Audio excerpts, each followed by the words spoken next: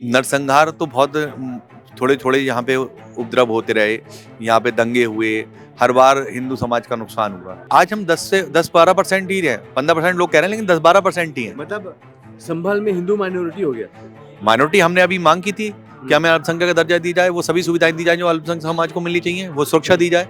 वो डरे हुए नहीं है, उन्होंने डराया है, वो आतताई हैं, उन्होंने पुलिस तक को नहीं छोड़ा। अवैध हथियारों से जिन्होंने पुलिस पर फायरिंग की है वो डरे हुए हैं। पूरे उत्तर प्रदेश में पुलिस को ये छूट है कि आप गुंडों के साथ गुंडों वाला व्यवहार कीजिए और सामाजिक व्यक्ति के लिए एक आम जनमानस के साथ उसी की तरह का उसको सम्मान दीजिए। विवादित है ही नहीं है, वो हरि मंदिर है, भगवान हरि का मंदिर है, वो वहाँ सारे साक्ष्य मिल रहे हैं, सारे प्रमाण मिल रहे हैं। जिस प्रकार मुस्लिम आक्रांताओं द्वारा, जो विदेशी आक्रांताओं द्वारा हमारे मंदिर को छीन किया गया, तोड़ा गया और उन पर हमारी आत्मा को ठेस पहुंचाने के लिए उन्होंने ये काम किए, हमारे पूर्वजों को पीड़ित किया, प्रताड़ित किया और हमारे मंदिर को तोड़कर मस्जिद बनाई।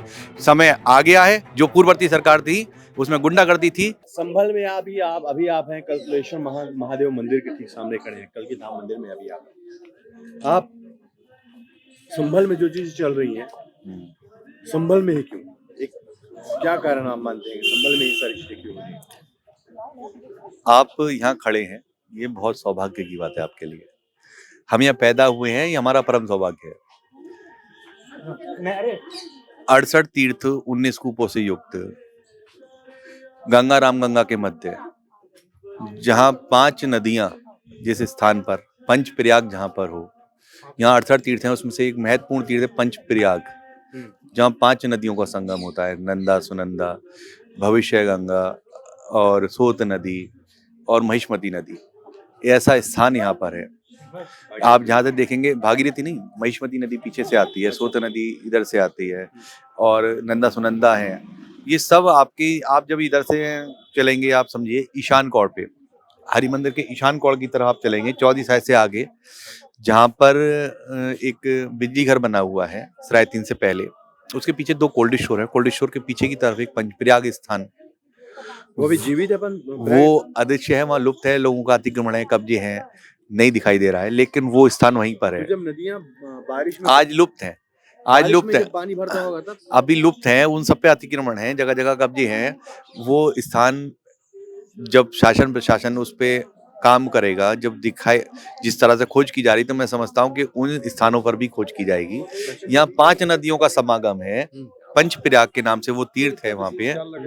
मेरे से मैंने अभी बताया, नंदा, सुनंदा, भविष्य गंगा, महिष्मती और सोत नदी, इन 5 नदियों का यहाँ पर जो है समागम है, संगम है। जैसे अभी हम लोग वहाँ कुंभ में गए थे प्रयाग में, वहाँ 3 नदियों का संगम है, यहाँ 5 नदियों का है। ऐसा महत्वपूर्ण स्थल है जहाँ पर आप हैं। इस आपने पूछा ना इसी स्थान पर, उसके लिए मैं आपको बता रहा हूँ। तो यहाँ 68 तीर्थ, 19 को, 52 सराय, 36 पूरे, भगवान आएंगे ये निश्चित है। तीनों कोनों पर भगवान शिव का वास है। हजारों वर्ष पुराना नक्शा यहाँ उपलब्ध है, जहाँ मनु श्री कल्की मंदिर, जिस मंदिर में आप खड़े हैं उसके आगे लिखा हुआ है मनु श्री कल्की मंदिर। तो ऐसी जगह पर हम लोग पैदा हुए हैं, ये हमारा परम सौभाग्य है और मैं बारंबार भगवान को, ईश्वर को। पर संभल में ही क्यों कल्की मंदिर और बाकी सारी चीजों की जगह पर शाही मस्जिद सुर्खियों पर है? वो बात की बात है। पहले मैं आपको ये बता दूं कि यहीं पर क्यों, ये पुराणों में वर्णित है। ये मेरी कहानी या आपकी कहानी या किसी और के कहने से नहीं है, ये पुराणों में वर्णित है, वेदों में वर्णित है और सदियों से लोगों को पता है, हमारे पूर्वजों ने बताया, हमने किताबों में पढ़ा। कई ऐसे पुराण हैं जिसमें पूरी तरह से स्पष्ट है, कल्कि नाम कलिकाल में सबसे श्रेष्ठ का है, कल्कि धाम दर्शन करे संबल थल में जाए, तो उसी स्थान पर आप खड़े हैं। बिल्कुल। तो संभल में ही पशु वध सबसे ज्यादा क्यों होता है, जबकि यहाँ पर कल की अवतरण होने वाला है? आज कली का राज है, आज कली सवार है, यहाँ कलयुग सवार है। जब आप इस सीढ़ियों पे चढ़ते हैं तो कहते हैं, हमारे पंडित जी हमें बताते थे, जो इस मंदिर की सीढ़ियों पे चढ़ता है तो वो भगवान कली की छाती पे कदम रख के चढ़ता है और उसको तकलीफ होती है, बहुत अवरोध होते हैं, बहुत अवरोध होते हैं उसके यहाँ आने में और काफी दिक्कतें भी आती हैं। हमें भी बहुत सारी समस्याएं शुरू में आती थी, बड़ी दिक्कतें होती थी, हमारा जो भाव कट होता था, लेकिन भगवान ने हमें अपने ऐसे दर्शन कराए, ऐसी चीजें हमने आत्मसात की हैं, जो हमने देखी हैं, जो भगवान ने हमें देखने को जो सौभाग्य मिले हैं, वो मैं आपके साथ साझा करने का मन है। अभी आपने पूछा ना तो मैं मन चलिए, करा है। आप इतना प्रताप बता रहे हैं, इतने महत्व बता रहे हैं, लेकिन उसके बाद भी संभल में ही हिंदू 50% से 15% क्यों हो गया? यहाँ पर ही नरसंहार क्यों हुए? यहाँ पर ही पशुवध क्यों हो रहे हैं? नरसंहार तो बहुत थोड़े-थोड़े यहाँ पे उपद्रव होते रहे, यहाँ पे दंगे हुए, हर बार हिंदू समाज का नुकसान हुआ, हम कम होते चले गए। उसका अभी एक कितने एक एक आज हम 10-12% ही हैं, 15% लोग कह रहे हैं लेकिन 10-12% ही हैं। मतलब संभल में हिंदू माइनॉरिटी हो गया। माइनॉरिटी हमने अभी मांग की थी कि हमें अल्पसंख्यक का दर्जा दी जाए, वो सभी सुविधाएं दी जाए जो अल्पसंख्यक समाज को मिलनी चाहिए, वो सुरक्षा दी जाए। हम्म। आज लोग डरते हैं, बाहर से लोग नहीं आ रहे, आज व्यापारी बाहर से आने को तैयार नहीं है। आपको क्यों दी जाए सुविधाएं? आज हम अल्पसंख्यक हैं, आज हमारी संख्या कम है, आज हमारे समाज के लोग बाहर से आने में डरते हैं, व्यापारी बाहर से आने में डर रहा है। हम बात कर रहे हैं, आप कौन है? मैं वही आइडेंटिटी जानना चाह रहा हूँ। आप बोल रहे हैं कि आज हम अल्पसंख्यक हैं। हिंदू समाज, तो कहाँ हिंदू का समाज, पूरा संबल का हिंदू समाज हाँ। आज माइनॉरिटी में है। हाँ। अल्पसंख्यक समाज का दर्जा किसको मिलना चाहिए? जो कम हो, आज हम कम है तो हमें मिलना चाहिए, या जो बहुतायत में जो बहुसंख्यक हैं उनको मिलना चाहिए।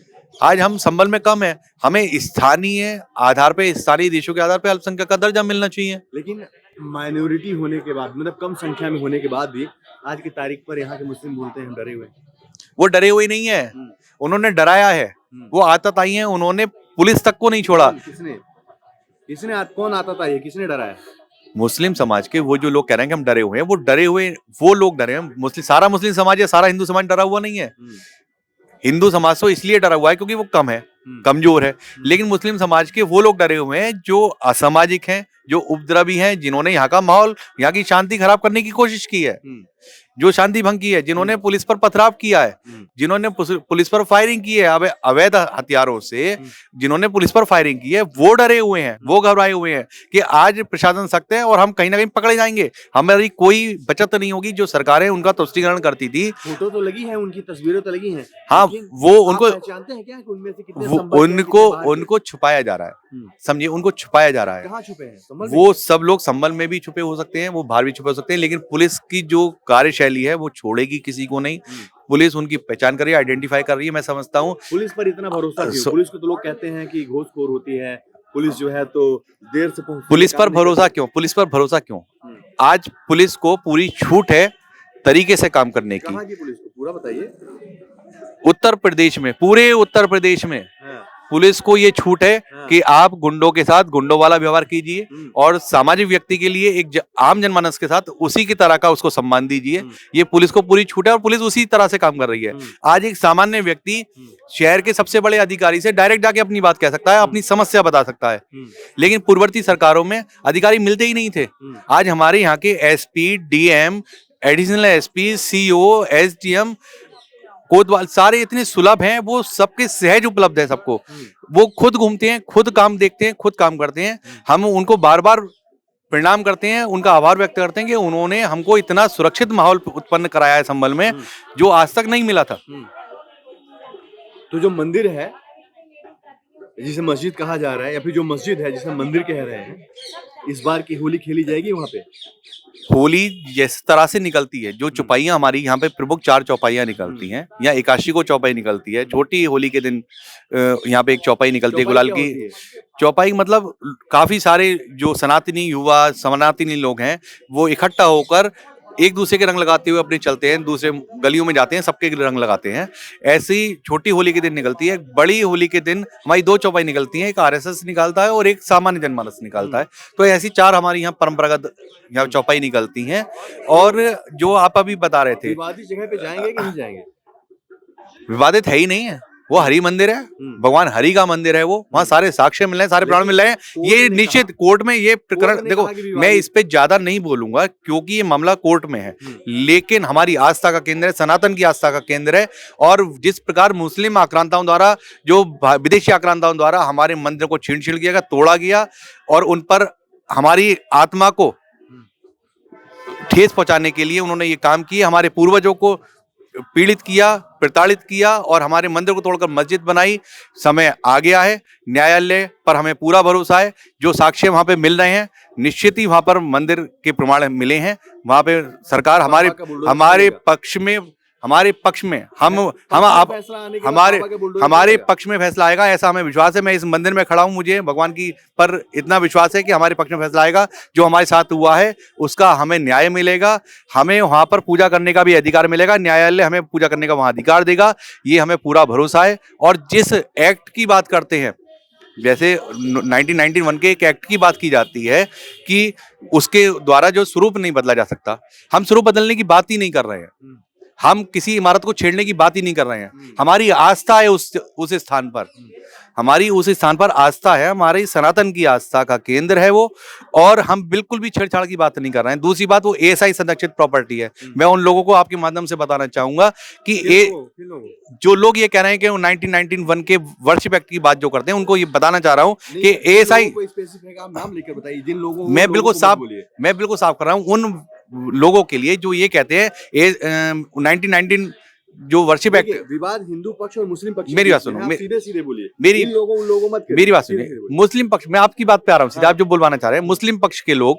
ये कहते हैं कि 1991 में जो वर्शिप एक्ट आया है उसके द्वारा किसी भी जो ऐतिहासिक इमारत है उसका स्वरूप नहीं बदला जा सकता। लेकिन मैं उनको ये बता देना चाहता हूँ, जो एएसआई संरक्षित प्रॉपर्टियां हैं उन पर वो एक्ट लागू नहीं होता है। जो में भी कानून तो बदला जा सकता है जो लागू होगा। आप समझिए, पहले तो मैं उसी कानून की बात कर रहा हूँ ना, बदलने की बात तो बात की है।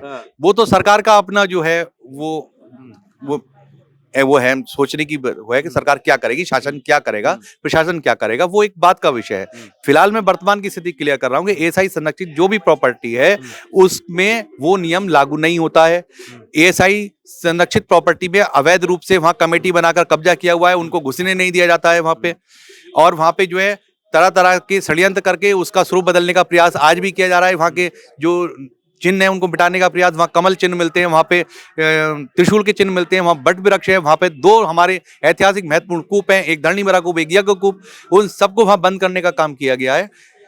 न्यायपालिका वहां सर्वे कराएगी, वहां पर हमारी मांग आपके माध्यम से भी है, और जो हमारी जो लोग वहां पे मुकदमा लड़ रहे हैं, जिन्होंने रिट दायर की है, वो लोग उस पर लगे हुए हैं कि वहां पर सभी तरह की जांच हो, और अगर वहां मंदिर के साक्ष्य मिलते हैं तो हमें वहां पूजा का अधिकार मिले, और नहीं मिलते हैं तो हमें बिल्कुल भरोसा है जो न्यायपालिका निर्णय देगी हम उसको स्वीकार करेंगे, ससम्मान स्वीकार करेंगे। अगर उनके मुस्लिम पक्ष के पक्ष में आता है फैसला तो भी हम साहिर्दय उसको स्वीकार करेंगे, और हमारे पक्ष में आता है तो उनको भी साहिर्दय स्वीकार करना चाहिए। ठीक है। मतलब आप भी ये मानते हैं कि यूपी में काबा बाबा और बाबा की बुलडोजर बा, जब से बाबा आए हैं, जब से योगी आदित्यनाथ जी की यहाँ सरकार बनी है, आज रात को 9 बजे भी महिलाएं, बच्चियां सुरक्षित बाजार में निकल जाती हैं। और ये आप मुस्लिम समाज से भी बात कीजिए जाके, वो भी यही कहेंगे कि आज हमारी बच्चियां सुरक्षित हैं और बाजार में जाने के लिए कोई डर नहीं है, क्योंकि वो भी डरते थे, असुरक्षित वो भी थे, उनकी महिलाएं, उनके बच्चे भी असुरक्षित थे।